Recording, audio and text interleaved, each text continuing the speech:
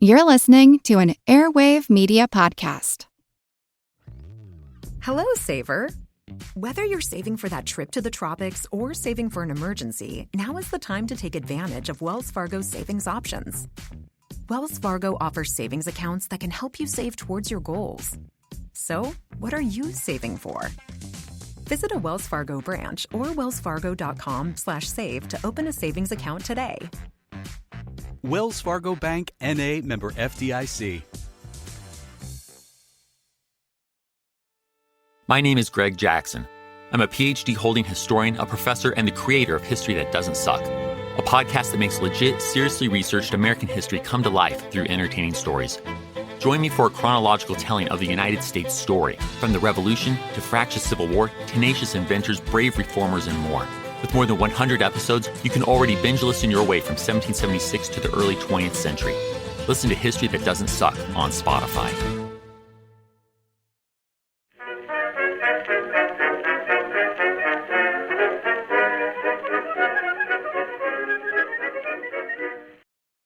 Hello everyone and welcome to History of the Second World War, episode 122, the September Campaign Part 14, Collapsing. This week, a big thank you goes out to Brian and Ben for choosing to become members and support the podcast over on Patreon, where they get access to special ad-free versions of all of the podcast's episodes. You can find out more at historyofthesecondworldwar.com/members. Over the last two episodes, we've discussed the events that occurred in London and Paris over the first week of September 1939. This week, we take the story back to Poland.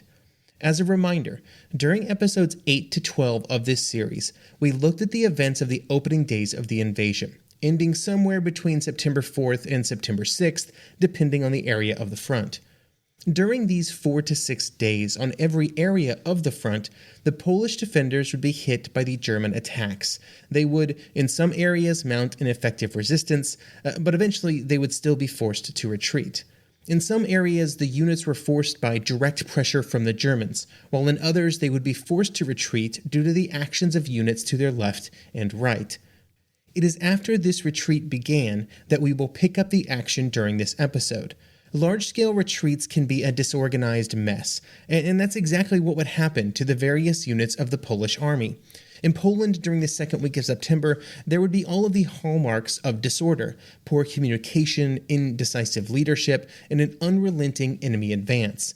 This created a situation where the Polish military as a whole simply could not find its footing again once the defenses near the border had been breached. They just couldn't find a good place where they could arrest the retreat and begin a more active resistance.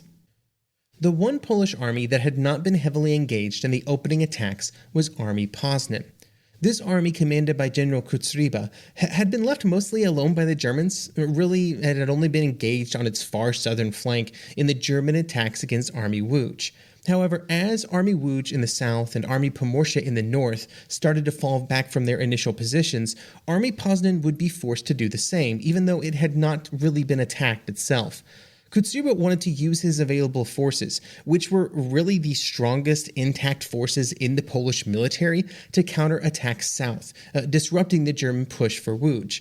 However, Polish High Command would specifically order this type of counterattack not to occur, instead focusing on efforts on moving Army Poznan further to the east to conserve its strength for later actions. So instead of an early counterattack, Poznan would be abandoned without any real resistance, and Army Poznan would retreat east, eventually linking up with what was left of Army Pomorze. After they had joined together, Kostreba would get a chance to launch his counterattack at the Battle of Bruzza, but that's a story for next episode. First, we have to discuss what was happening with Army Pomorze and the German actions out of East Prussia. In the north, Army Pomorze was retreating south on the eastern bank of the Vistula. Two German infantry divisions arrived at the river on September 4th, but they would encounter a planning problem. Due to Polish efforts to prevent a crossing of the river, the German units had to have bridging equipment to repair a crossing, but this equipment was held too far away, which prevented the crossing for almost an entire day, and they would only make it across on September 5th. The units that would first cross the river to continue the pursuit of Army Pomorze were the German 3rd and 23rd Infantry Divisions of the 2nd Army Corps. This was quite fortunate for Bortnowski and his retreating army because they were able to keep ahead of the pursuing Germans, with both armies having roughly the same speed of advance, which was however fast their feet could carry them. And the Poles were able to, damage or destroy some bridges over some water crossings, which helped them kind of keep some distance from their German pursuers.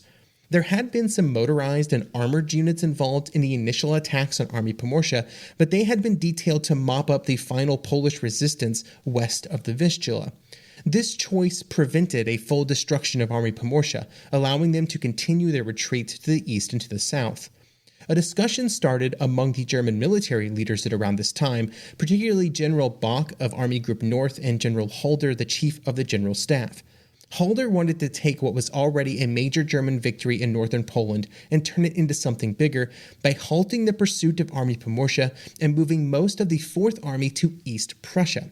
From that position, they would launch a renewed attack south out of East Prussia, but with some units being over 100 kilometers to the east of Warsaw, they would try and create this really strong push to the east of the capital to trap any troops, which would be a lot, of Polish troops to the west, including all of those that had been concentrated to defend the Polish capital.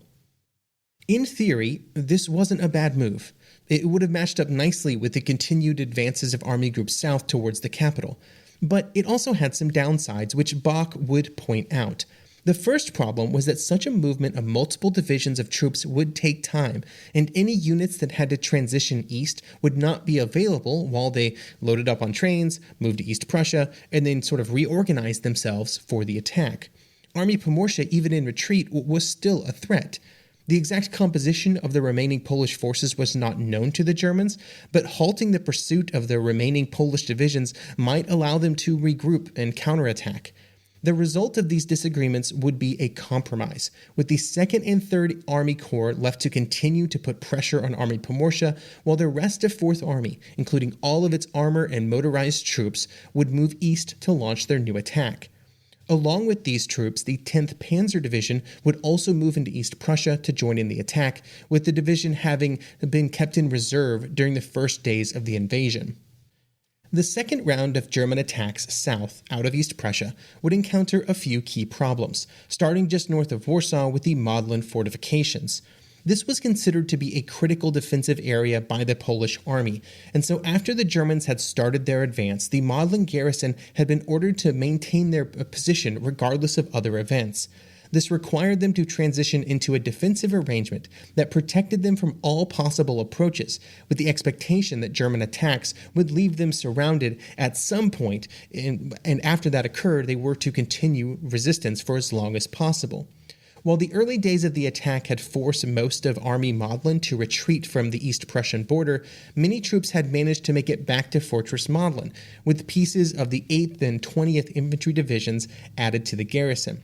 This greatly enhanced the ability of the Modlin garrison to defend itself, and it provided enough manpower to allow for a full 360-degree defense. From Fortress Modlin, the river Naraw joins the Vistula from the east. And east of Warsaw, the Naraw runs closer to northeast to southwest, which was important because it meant that the river ran roughly parallel to the border of East Prussia, and any German attack that tried to approach Warsaw from the northeast would have to cross the river first. With this fact in mind, several points along the Naraw had been selected in early 1939 to have fortifications created. These defenses were perfectly positioned to defend against the German attack which was about to begin, but there was a problem, as there always was. This was not where the Polish military leaders thought the Germans would put most of their focus, and instead they thought there would be more direct attacks against Army Modlin or Fortress Modlin and its garrison, in an effort to kind of move directly to Warsaw instead of outflanking it to the east. This caused two problems for the Polish military in the second phase of the campaign in this region. The first problem was that they allocated too many resources to Fortress Modlin, and not enough resources to the defense of the Naraw. The second problem was that it would result in the launching of a counterattack by a collection of units known as Operational Group Vyskov, which were located to the east of the capital. The orders would be given to this group that they should advance from their position on the Naraw and launch a counterattack in the direction of the Polish town of Pultusk. In reality, This was madness, with the Polish attackers heavily outnumbered by the German units that they would be facing. The presence of so many German forces was not fully understood by Polish high command, and they instead believed that this attack by the operational group would be in a perfect position to launch a flank attack against German units as they moved against Fortress Modlin. In the end, the Polish units would advance, get to Poltusk before the German 61st Infantry would, but then new orders would be given that these units should retreat back to the south before any more Germans arrived, because it was becoming clear what the Germans were doing. This meant that the entire operational group had moved out of its defenses and now had to frantically move back and try to reorganize itself for a defense which was about to become very important. Instead of focusing on a direct move against Warsaw, the primary German effort would occur far to the east on the Narew, where on the night of September 6th, the 21st Corps prepared for their attack against Łomża, where the attack would begin on September 7th. The Polish defenders would be able to take advantage of several concrete bunkers on both sides of the river, as well as fieldworks that had been thrown together over the previous weeks. The defense of the crossing at Łomża would go very well for the Poles over the following days, with units of the German 21st Infantry Division unable to make any real headway on September 7th. Then on September 8th, much of the same would be experienced, with German infantry attacks thrown back due to machine gun and Polish anti-tank gun fire. After a brief rest, another series of attacks would occur on September 10th, but once again, they would be to no avail. But as would always happen, the Polish defenders could not be strong everywhere, and to the south of Łomża, Panzer Division Kempf had been able to force back the Podlaska Cavalry Brigade and then began moving north to threaten the troops at Łomża with being surrounded. This would force the Polish defenders to retreat. This would cause a ripple effect along the Narew, with the Polish troops at Novograd also ordered to retreat to avoid being surrounded, even though they had held their positions against German attacks over the previous days.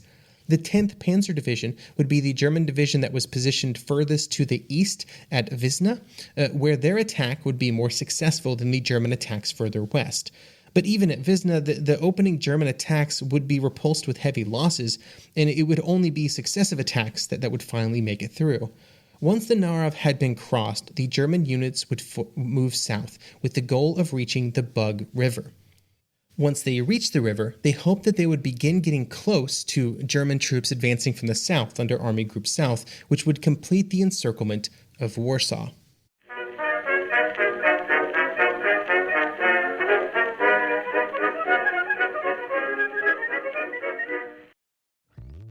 Hello, saver. Whether you're saving for that trip to the tropics or saving for an emergency, now is the time to take advantage of Wells Fargo's savings options.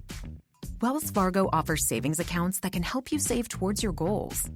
So, what are you saving for? Visit a Wells Fargo branch or wellsfargo.com/save to open a savings account today. Wells Fargo Bank, N.A., member FDIC.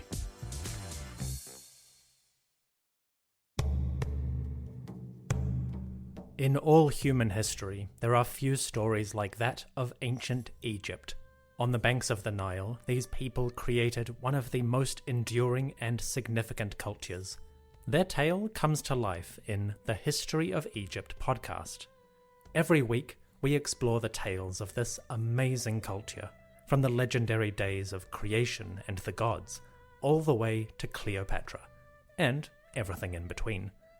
The History of Egypt podcast is written and produced by a trained Egyptologist. We go much deeper than your average documentary or magazine article to uncover tales of life, great endeavors, and the amazing arc of a mighty kingdom.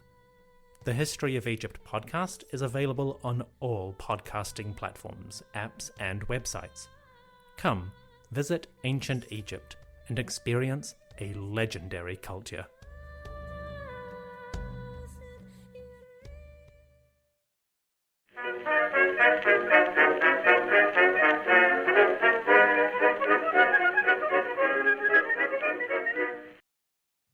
While the Germans were shifting forces around in northern Poland in preparation for their attacks on the Narew on September 7th, on the central and southern fronts, the pressure never really stopped.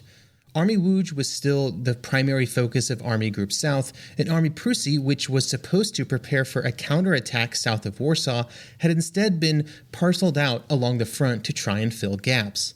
This meant that there was no real way for the Polish army to hit back at the Germans as they advanced, which made it impossible to really halt their retreat once it had started, at least on a front-wide basis. All along the front, there were smaller efforts to halt the German advance, with individual divisions and smaller units choosing specific areas to mount a defense or to quickly hit the advancing German units with a counterattack. One of these would occur on September 5th, when several companies would launch a counterattack against the 1st Panzer Division after their advance had been stalled by Polish defenses near Prutkov.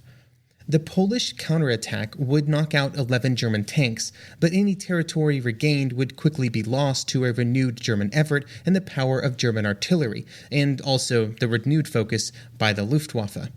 When the Germans recovered, the attack by the 1st Panzer would cause huge casualties in some Polish units, with some of the battalions suffering 80% casualties as they attempted to retreat from their counterattack.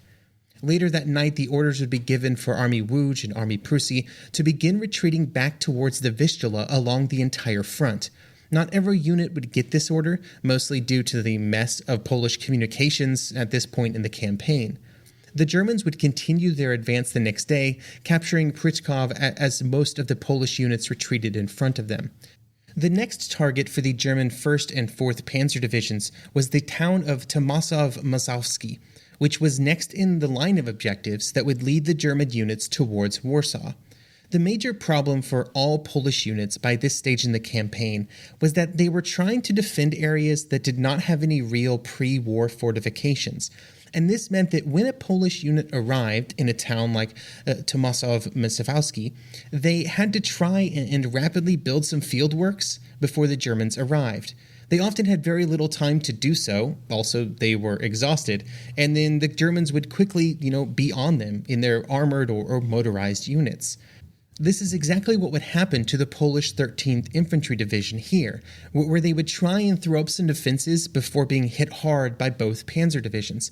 They were able to stop the first German attack, but they were then forced to retreat over the course of the coming night because they weren't going to be able to do that again.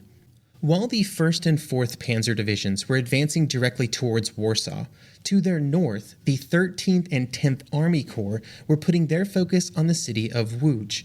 There were a few positive developments for the Polish military in this area, specific units doing a good job, but mostly all along the front, the cohesion of Army Łódź was evaporating. When the German units reached the city, instead of an attack into Łódź itself, they would instead focus on advancing both north and south of the city to cut it off and all of the troops that remained inside.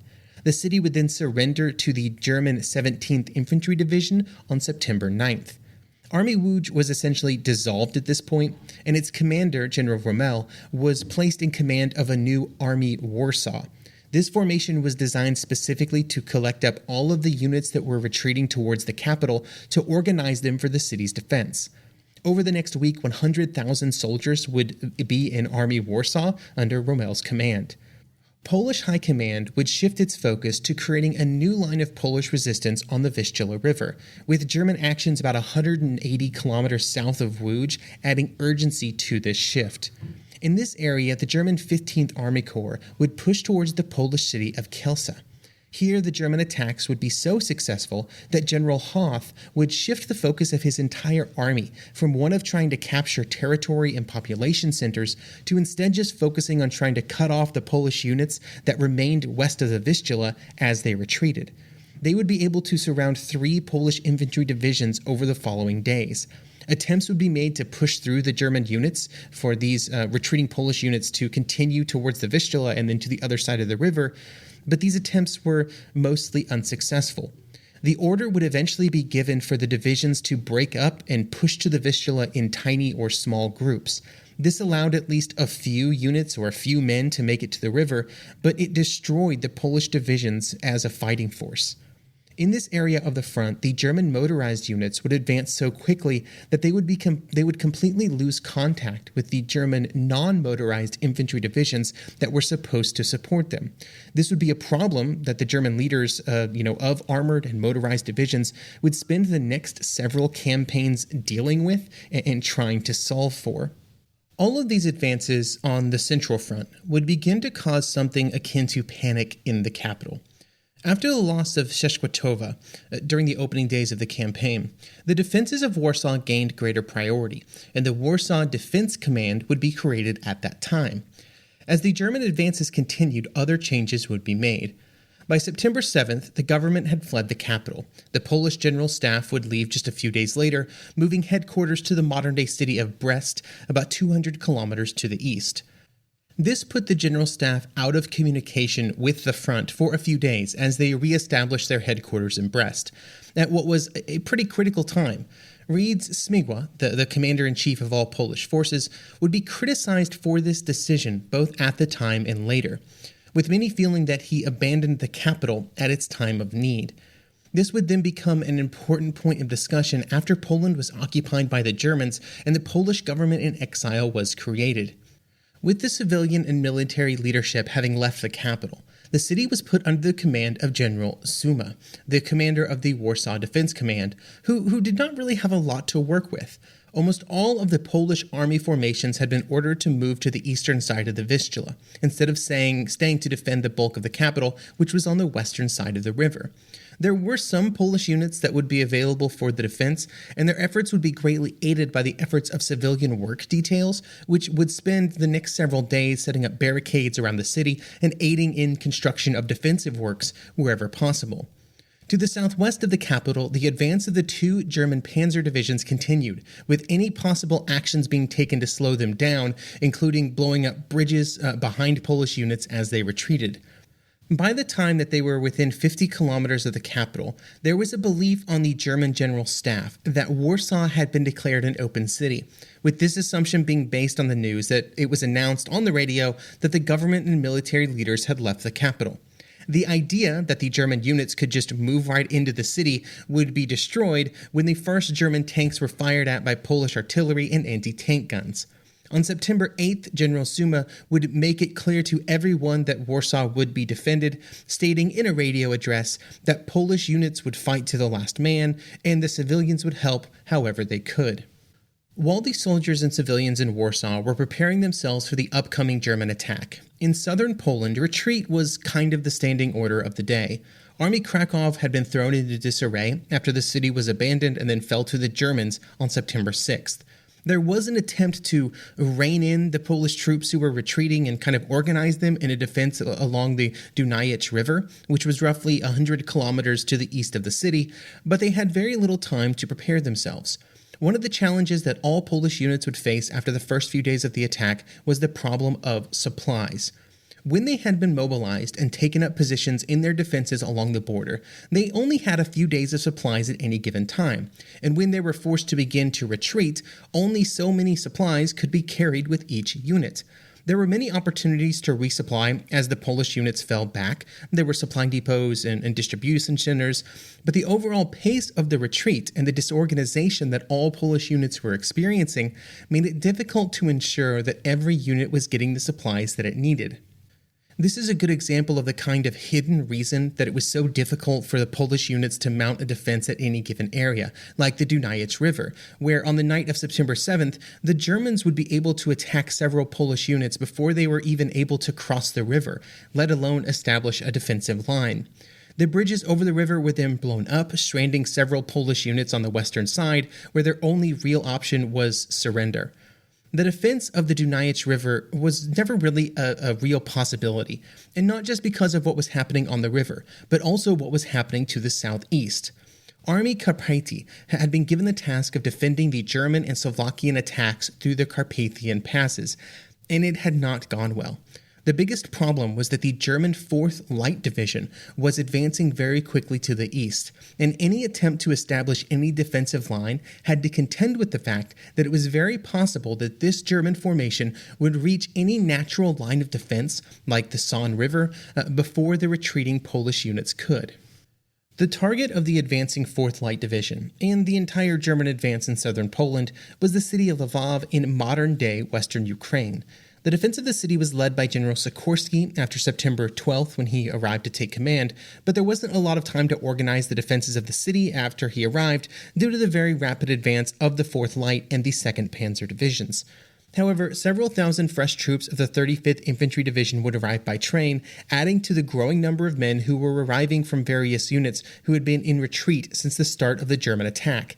The entire southeast section of Poland came under the command of a new army, which was commanded by General Soskowski, who would try to defend several areas west of the city to provide more time for Polish troops attempting to retreat to the city to escape possible German encirclement.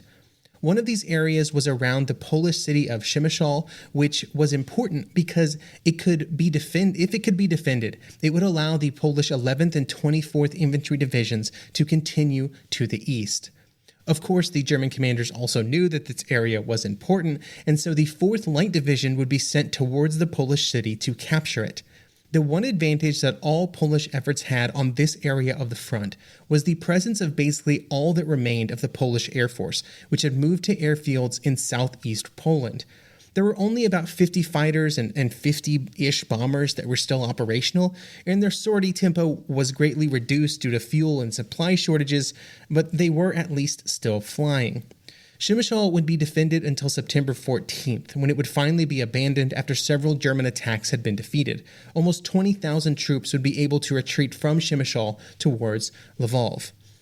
Some German troops had actually reached the outskirts of the city on September 13th, and over the following days they had attempted to not assault the city, but instead just surround it. The problem was that while the Germans were attempting to cut off the city, there were a continued trickle of Polish units into the city from the south and west.